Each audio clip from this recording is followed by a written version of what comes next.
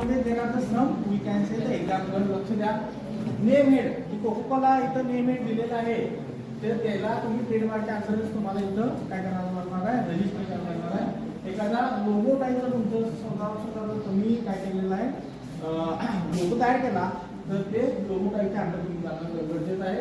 त्या गोष्टीचं तुम्हाला सांगायची गरज नाही, आमच्याकडे तुमची जास्त अवेलेबल आहे. सिम्बॉल पण आहे, स्लोगन पण आहे.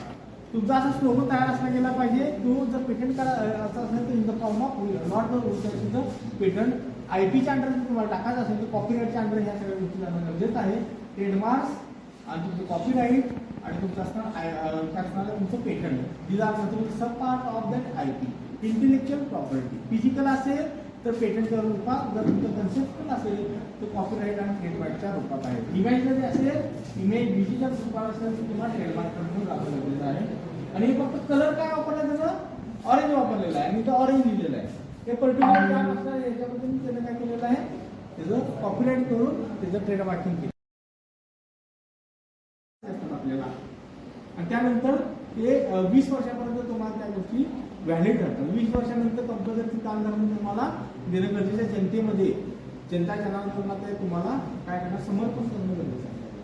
पण जर तुम्ही कॉपीराईटच्या अंडर जर गेला तर फार महत्त्वाचं आहे. जसं तुम्ही आवाज केला, तुमचं एखादं ब्लॉग तयार केला आणि त्यामध्ये खरोखर पैसे येत असतील तर तुम्ही कॉपीराईटमध्ये जर गेला तर ते असणारा ऑथर जो आहे, जे तुमचा तुम्ही लेखक जे म्हणतो आपण मराठी भाषेमध्ये, तो ऑथर भाईपर्यंत जीवनमान असं स्वप्न त्याला पैसे मिळतात.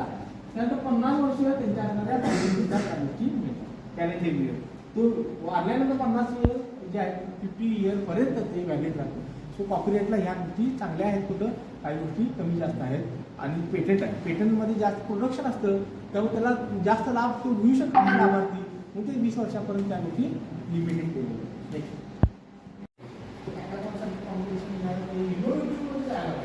ज्या गोष्टी आपण प्रोसेसिंग करायला त्यामध्ये कॉम्पिटिशन भाग घेतला तर त्या गोष्टी कला आहे. सो पाच जी इम्प्रोव्ह झालेल्या आहे तुमच्या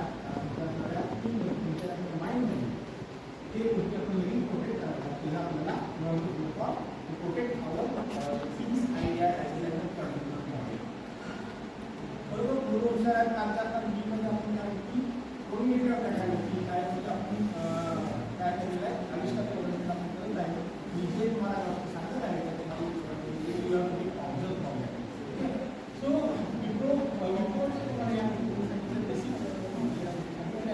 after that world intellectual property day हा 26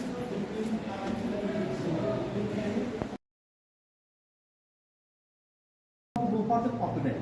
जसं तुम्ही डायरेक्ट जसं दान धर्म करतो आपण तसं तुम्ही डायरेक्ट काय करता, तुमच्या असताना गुगलला टाकता, तुमच्या असणाऱ्या सोशल मीडियाला टाकता, यूट्यूब असेल ह्या असणाऱ्या गोष्टी तुम्ही खूपच टाकता, तुम्ही टाकून नका. त्याचं जर व्हॅल्यू असेल आणि ते व्हॅल्युएबल ते आहेत तुमच्या असणारं डोकं तिथे लावा, त्याचं तुम्ही पैशामध्ये रूपांतर करा. ही माझी गोष्ट आहे. पैसे ठीक आहे, इट्स ओके, पण त्यानंतर त्या गोष्टी फुकटच त्या ज्ञानामध्ये, पण सुरुवातीला आपण त्याचं काय असणार आहे